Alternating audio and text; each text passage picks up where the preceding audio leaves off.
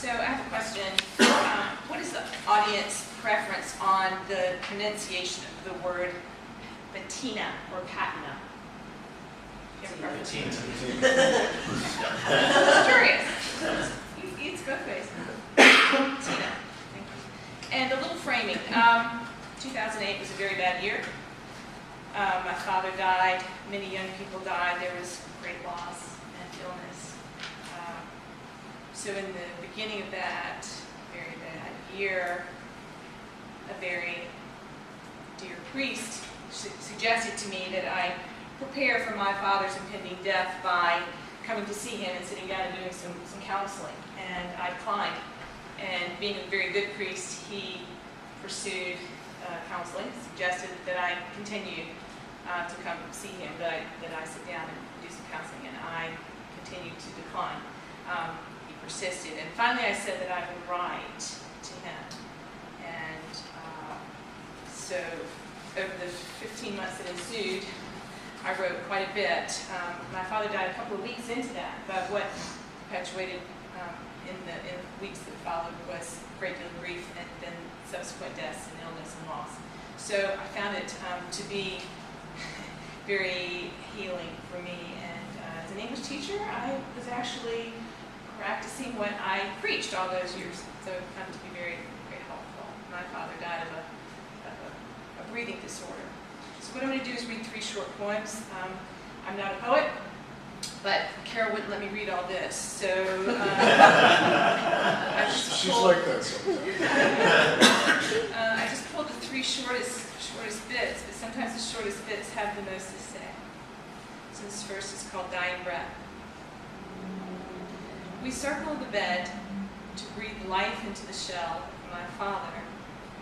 Breathe out, we breathe in. Crowded into the room, we are a halo of hope as we arc the prone figure of the source of all strength. We wait and we watch. We breathe in. We breathe out. Breathe in. I'm weak and gasp for air. Through tears of surrender, the arm that holds me encircles my shoulder and draws me close. A concession to my predisposition of strength. But I am weak. I gasp for air. A prayer embraces us for life, for death, for life. Tears fall to the shirt beneath the collar and mark the beauty of God's will and God's design. It is life, it is death, it is life.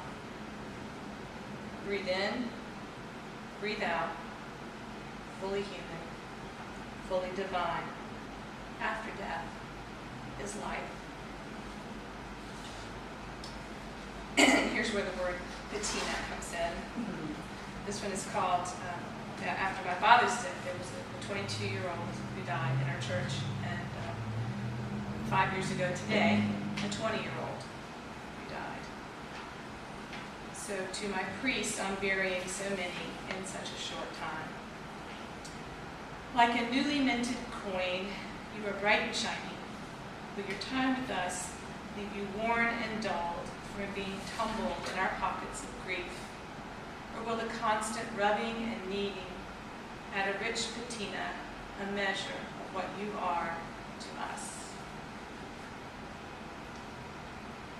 This last poem is, do you know the poet Anne Spencer? Anne Spencer is a Harlem Renaissance poet from Lynchburg, and she was the subject of my scholarly work for 10, 12, 15 years, still is to this day, but intensely for 10 or 15 years. I spent a lot of time with Anne Spencer's poetry and at Anne Spencer's house.